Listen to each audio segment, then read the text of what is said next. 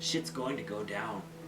It's going to get weird and intense, and the mundane will suddenly become sacred or unbelievably funny. I want it to end long before it does. I'll have regrets. I'll wonder what I was thinking to start such a thing, and I will curse myself.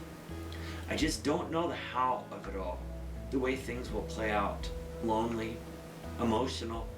The body and brain want sleep and calories, but somehow, when doing these, I feel closer to God, my higher power, the universe, that thing that beats within all of us, than I do at almost any other time. Somehow, the harmony of everything becomes apparent. It's not the hardest thing I've ever done. Not even close. Those are things we don't want to do. Funerals, prisons, divorce, dentists. The running I pay to do. We're just playing in the woods. I sometimes have this little feeling near the end that I don't want it to end. What's the draw of running 100 miles? On June 26, 2006, I was a broken and isolated man who no longer wanted to live, who couldn't imagine life drunk or sober, who just couldn't imagine living anymore. In fact, I was putting a gun in my mouth. When I look back at that day, I see myself in jagged fragments, pieces of me scattered around the floor. I knew my addiction was bigger than me, and I knew there had to be something in this universe bigger than it. And I run. I've run all my life, off and on. I ran as a kid in South Louisiana. I ran cross country and track for Coach Jim Dean at Osseo High School. I even ran a 5K during my last alcoholic bender. I don't recall the race, but I still have the t-shirt.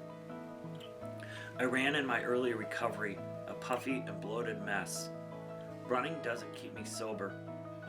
That's not how this works, but it does help me connect to that spiritual life, which keeps me sober. When I'm running well, I'm floating, barely touching the earth. I'm doing what I was made to do, no matter how awkward or ungraceful my form is. I am motion interacting with the elements. I am one with all that is. I can't think of a better way to spend an empty day than on the trails. Running is my prayer, a way of finding gratitude.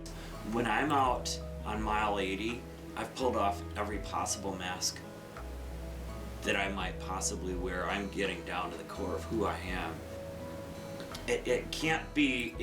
Running can't be the answer to my recovery because I'm gonna get injured, I'm gonna get hurt. The running might not always be there, but it is good therapy. And I find that at these races of ultra long distances, there are many people like me there.